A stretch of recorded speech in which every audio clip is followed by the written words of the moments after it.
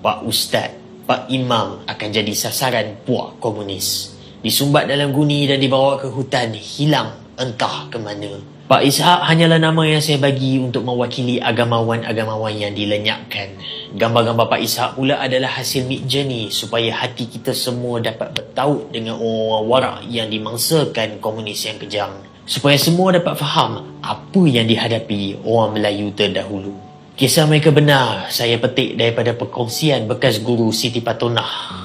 Ni beliau tunjuk kain yang katanya ada ayat Al-Quran. Inilah kain yang dikenakan pada tubuh anggota Selempang Merah yang diketuai Haji Saleh Abdul Karim.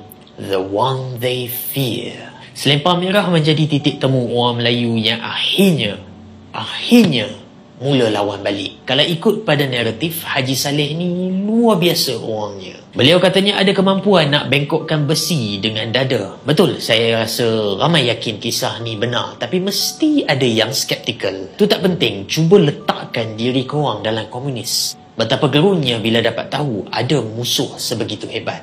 Nak berdamai tu memang takkan dapat lah. Korang mesti dah pernah dengar lepas Jepun serah kalah dan angkat kaki, komunis kuasai tanah Melayu selama 14 hari. Sepanjang tempoh ni macam-macam benda gila mereka buat. Untuk berhadapan dengan puak sebegini, Haji Saleh dibuat jadi ketua dan mula mengumpul pejuang secara sukarela.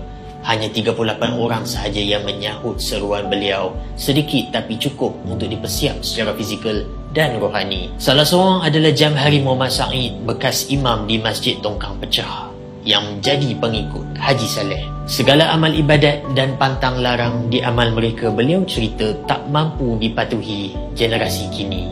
Zikir, puasa, solat, surah Yasin. Korang mesti pelik, takkan nak pergi berperang guna amal ibadat je? Tak.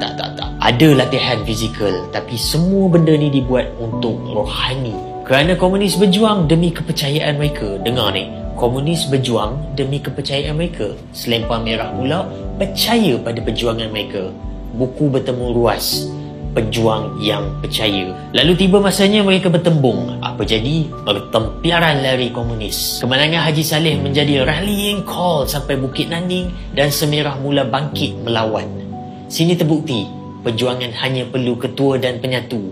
Dalam melawan komunis, Haji Saleh adalah orangnya yang mengatur langkah balasan menyasarkan kubu kuat komunis di pusat bandar Batu Pahat. Sudah pastinya komunis tak tamat kat situ. Apa yang saya cerita ni hanyalah permulaan.